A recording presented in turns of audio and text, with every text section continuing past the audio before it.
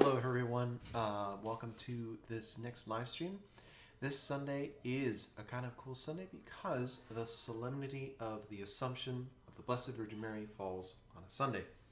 So this week, we get to do the chant propers from the Solemnity instead of the Sunday stuff. So it's kind of a cool thing. So that means we're going to skip the chants for the Sunday and go straight into the Marian tunes. And this week I have three extra special videos I'm going to put up. Salve Regina, the Ave Maria Stella, and O Gloriosa Virginum. Three beautiful Marian chants that we're going to do this Sunday at our parish. But without further ado, let's get into the Introit. All right, so before we get into everything, make sure you click that subscribe and bell icon so you get notified of when I go live and when a video like this is available. I also will be putting this in a playlist so that if you wanted to have all the videos right there, you're welcome to see that. Now, all right, so I wanted to upload this. We're on the GABC Chant Tools website. And I wanted to do this because it's a little bit different. You're not going to go to the proper of time, because this Sunday you can't see. So it's the 12th Sunday after Pentecost, but that's not what's being celebrated because a solemnity trumps it. So you're going to go down to the drop-down menu, Proper of Saints. We're going to go down, not St. Lawrence, who's awesome, not St. Tiburtius and St. Susanna, who I have no idea, St. Clare, Saints Hippolytus and Cassian. Nope, we're going to go to the Assumption of the Blessed Virgin Mary, B.V.M, Beata Virgo Maria, and then if Assumptionis, Solemnitate Assumptionis, Beate Virginis Mariae. B.V.M is the Latin abbreviation for Blessed Virgin Mary. And boom, your Introit, everything appears. So this video is about the Introit. Signum Magnum, a great sign appeared in the heavens from the Revelation, Book of Revelation, or the Apocalypse. Apocalypsis. So we have a mode 7 Introit. If you are ever at St. Michael's Abbey, I'm not sure if I think they saved them, but the stained glass windows from the old Abbey church, there's an angel holding a little manuscript, and it goes, it has this, it's the Signum Magnum. Signum Magnum, and that's really low, but we'll work on pitching a bit. But there's an angel with this chant on the stained glass window, so that's what he's holding. If you're ever curious about that, since this is mode 7, we're going to pitch it at our typical D. So it'll be D ending on a D, but in G major. So there's a C natural underneath. That's the tone 7. And without further ado, let's get into it. We'll pop up the Gloria with the Gloria Patri so you can see that as well. And let's get into it. As I'm going, if I want to make a comment, I'll, make a comment. Signum Magnum apparuit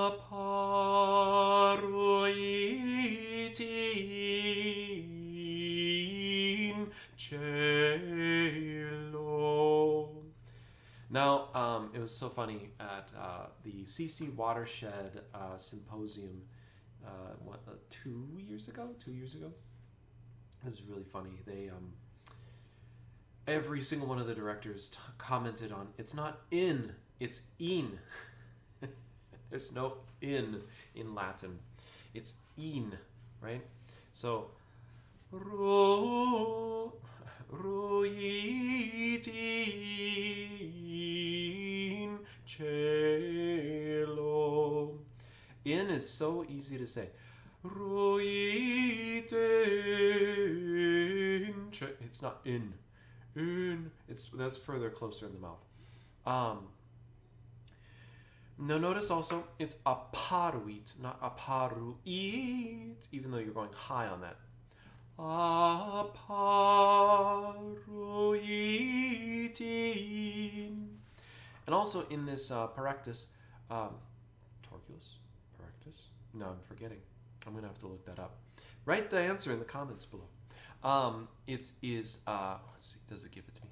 Oh, it doesn't. Man, cheap.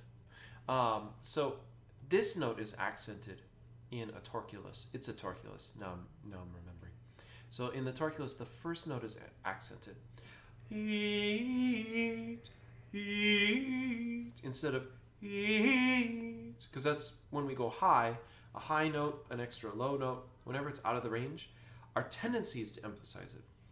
But emphasize the first note, and it gets the right phraseology in there. All right, moving on. Cielo, moliera micta sole, et luna superibus eius. I love that. And the moon was under her feet. It's a beautiful phrase. And she was amicta sole. She was clothed in the sun. I have no idea what that means. I mean, I know what it means, but do you know what it means? She's clothed with the sun. How do you clothe yourself with the sun? Does the sun stand behind you and then like you're wrapped in it? I don't know. I mean, pictures are the sun's right behind her and like rays are coming out of her. But clothed with the sun, my goodness. All right. So, en luna superibus eius, and the moon under her feet. Basically, she owns all the heavenly bodies. So, et in capite. Pedibus. Now, 2 diamond notes coming on down. When we do that, normally we speed those up, those diamond notes. But because of the fact that they're thirds apart, I think it's better to slow down on them. Because whenever there's a jump, we slow down. It's kind of like a computer. You're doing a more complex algorithm, and so it slows down the computer a little bit. That's the idea. But we don't want it to sound laggy, right? So, pedibus, not that sounds laggy. You want it to still pass through those notes a little quicker, but in context of the phrasing. So it's not boseus. That's too fast. Boseus.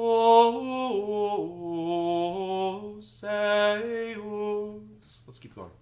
Et in capite eius. That is out of ordinary because it's not, modal. It's modal music. It's not tonal modern music. So thanks, John. Thanks for joining us. And he commented. What a good guy. The YouTube algorithm likes that. That's why I say that. So pedibus. That's the mode 7 in, if it's not a solemn tone, it's the mode 7 incipit on a sonatone. Pedibus eius et in capite I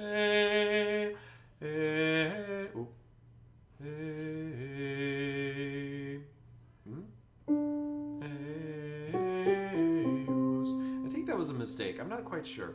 But I wasn't paying attention because I was thinking of something else, which often happens. Et in capite eius. So the te of capite, hold on to that te. Te, it's a fourth. Te. That is going to be an area to really work on tuning.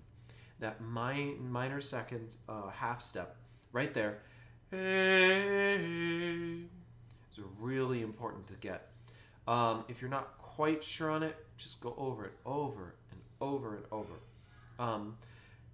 capite eus. And slow down on that. It's a savor note, right? Whenever there's an interesting note, you savor it. Eus. Corona stellaro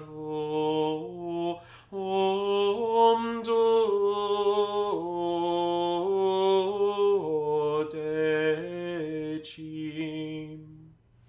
That's kind of it's one of those mode 7 introits that feels more like a psalm tone than kind of a fancy introit, and it's beautiful nonetheless. Because it doesn't really go up like super high. You don't have those atmospheric kind of like shooting up into the stratosphere notes. So it kind of has this ho-hum feel to it, but don't mistake it, because it is very ornate and it's more kind of out of... I've noticed this for big feast days. The chants tend to be more restrained, almost to, pull us back, to avoid kind of favoring the music in favor of meditating on the mystery. So think about that, as like Easter, great example. Easter Sunday, you get to Mass, you've just got through Lent, and then you have the Resurrection, which is a mode 4, very calm, solemn tone. You're like, but I thought this was Easter. You get other stuff that's really beautiful, but the introit is like calm down, brother. And then it's just to meditate on, yeah, that's right. What's this feast day really about? Instead of the music, it's about, and the music is beautiful still. It's about the music allows us to meditate on the mysteries. Let's keep going. Cantate Domino canticum novum, quia mirabilia fecit. Beautiful. You can't really beat those mode 7 psalm tones. So, and thanks, Louise, tuning in from Brazil. Awesome. So, yeah, I think that's kind of it for this one. Let's start over from the beginning, and we're going to just call it an introit after that. I will sing all the way through, including the Gloria Patri, and then just a little bit of the intonation again, and then we'll go on. We'll move on to the next one, starting on our D. Signum magnum apparuit in cielo, moliera micta sole,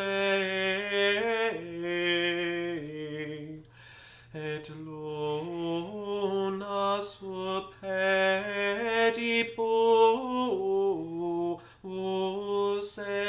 eius, et in capite eius,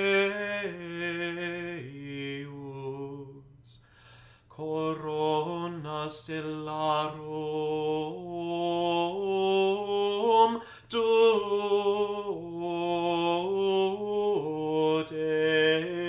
decim. Cantate Domino canticum novum, quia mirabilia fecit. Gloria Patri et Filio et Spiritui Sancto, sicut erat in principio et nunc et semper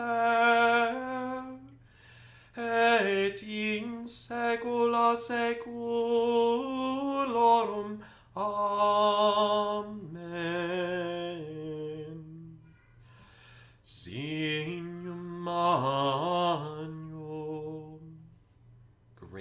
awesome. That's so beautiful. There's something about it that just is like a love song to Our Lady. And that's our introit. So thank you for joining us. God bless you all. Happy practicing. Stay tuned for the next live stream, which will be on the offertory. And we'll just keep going all the way through all the chants for the Mass. And if you miss it, or if you don't have time for it, it's up. I leave them up. But I do this live stream so that we get a chance to be... we get to be all chanting it, right? So, and that I get to have time to do it, because you can hear kids in the background maybe. So, and I won't bump this week. Getting better. Learning the lore. So, all right. God bless you.